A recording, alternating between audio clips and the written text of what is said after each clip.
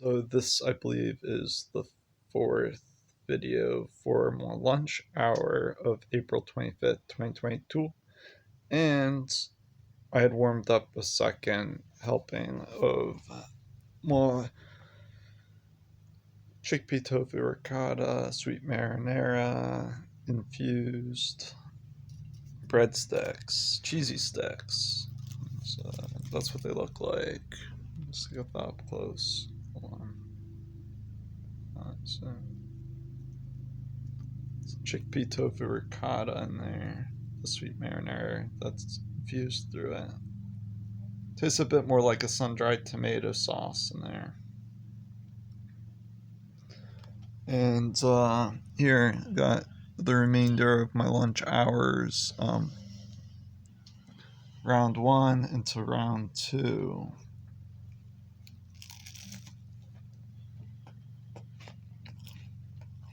What remained from round 1.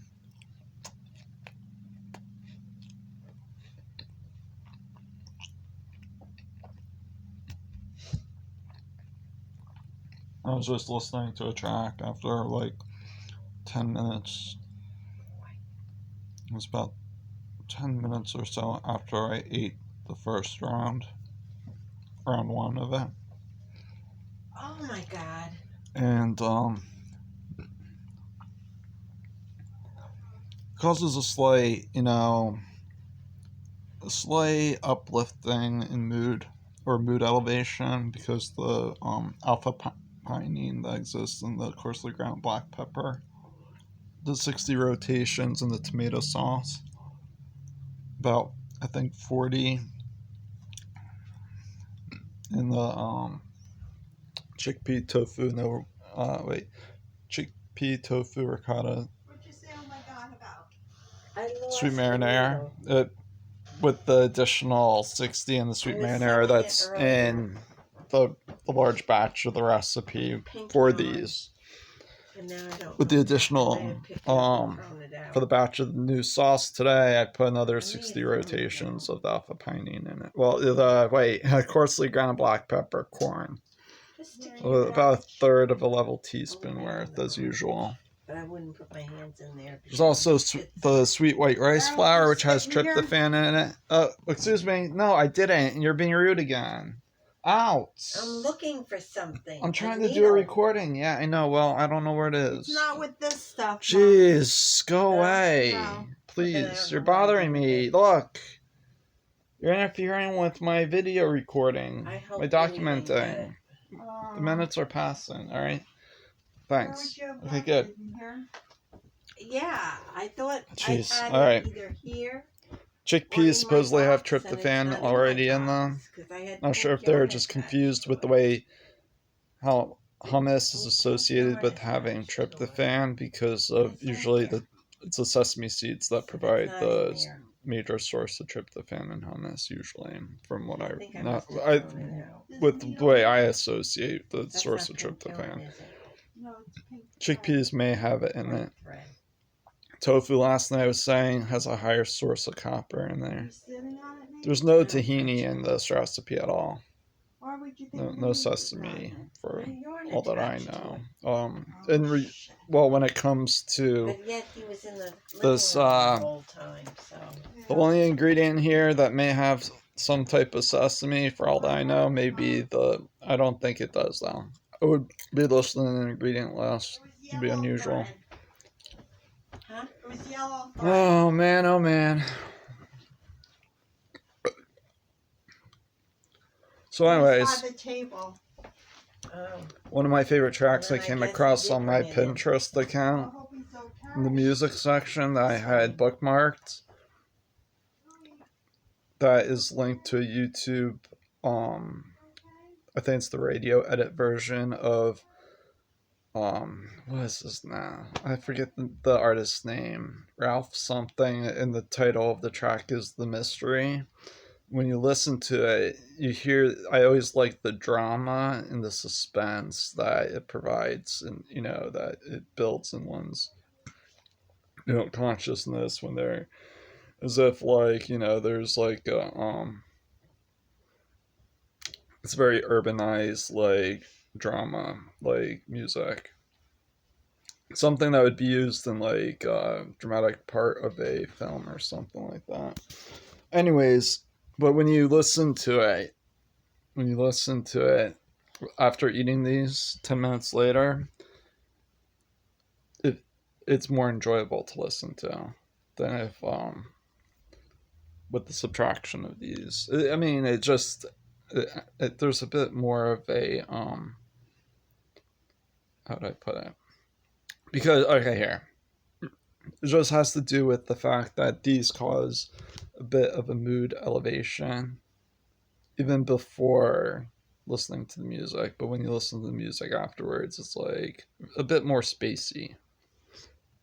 It's a bit more yeah, that's the way I would describe it.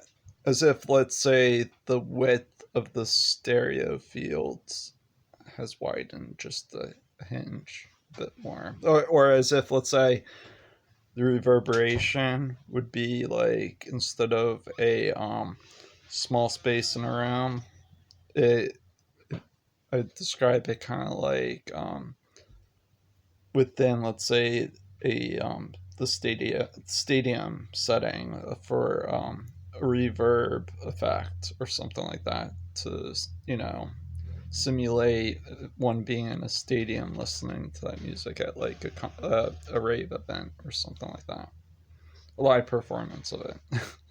So it does this.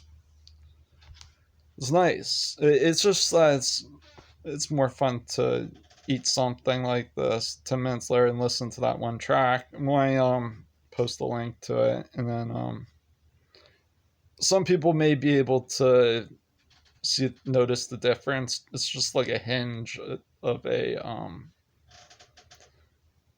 difference, but usually see, I've been a vegan for now going on to 19 years, so 18 to 19 years.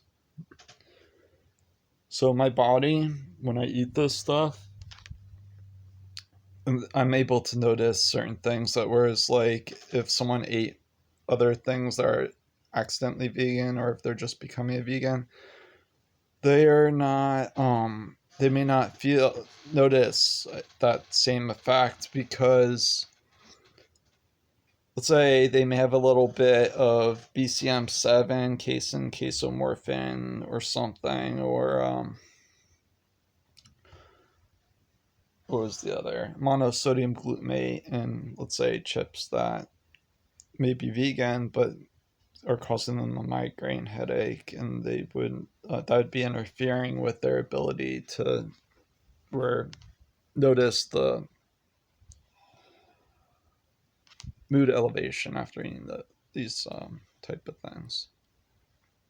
Whereas I only started noticing that several years into being a vegan for a while. Maybe I'm wrong. It could be only maybe, I'd say 6 months being a vegan, maybe more guaranteed to possibly um, differentiate that. But it's because usually the monosodium glutamate or BCM7 that causes that would reduce the ability to notice the positive or beneficial feelings from after eating this type of stuff and then listening to something like that in clarity. So that's the only I'm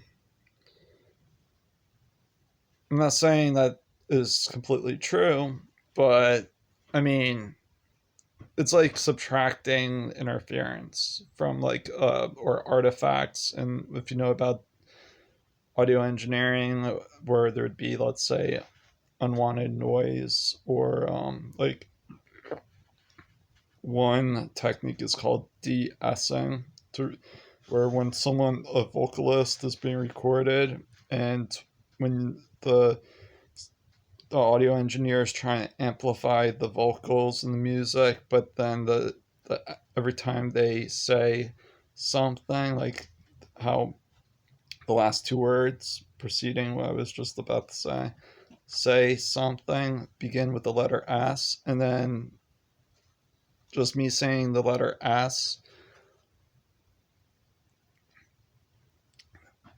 the audio engineer tries to put a threshold and compress it so that once it goes above the thresholds that they set, it removes the spike of so it's not, so the enunciation of hearing the S sound is not as piercing in comparison to after they've done the edit. It's called de-essing. All right. Just like in if one knows anything about photography and removing artifacts, like if they have developed photos in the past and did a digital scan with a digital scanner, let's say photos from years ago, and they scanned into a computer, sometimes there would be speckles of dust or something like that. Those are also known as artifacts. And then like some image editing software, even GIMP, can based on the sensitivity that they set the sensitivity setting to, or the threshold or something like that, with the various different tools that the software may provide.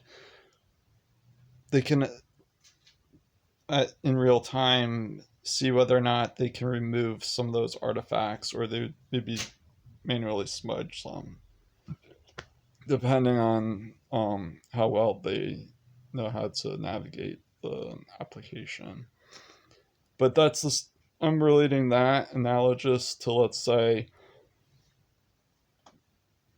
whereas de-essing is analogous to like the way BCM7 KSIN exists before the audio engineer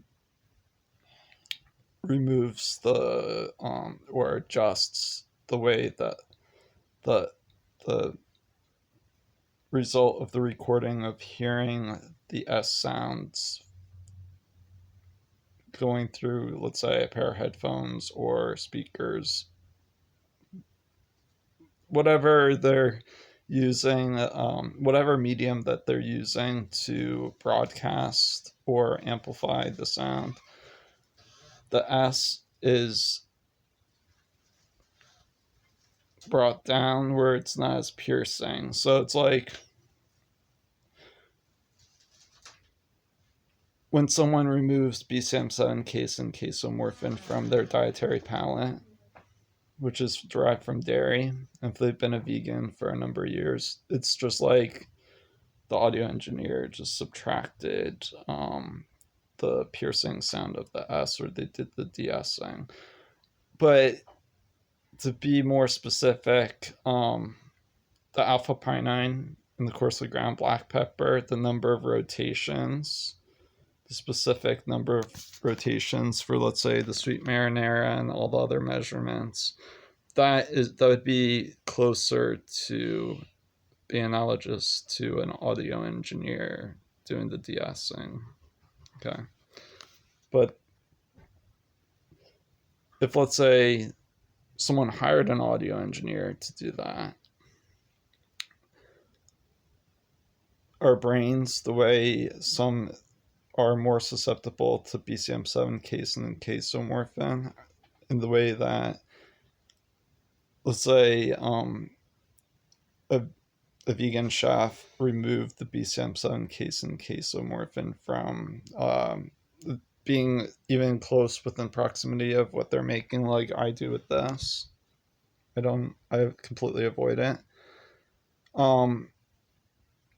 It's kind of like the audio engineer that was hired to make the recipe, and that, but wait, let's say the audio engineer lives in the head of where the neurotransmitters of those who are more susceptible to BCM7 casein casomorphin. Okay, audio engineer is in the person's head, so when the BCM7 casein casomorphin is removed, I'm just playing around. The audio engineer is asleep or something. I don't know. But it's 15 minutes. I'm running out of time.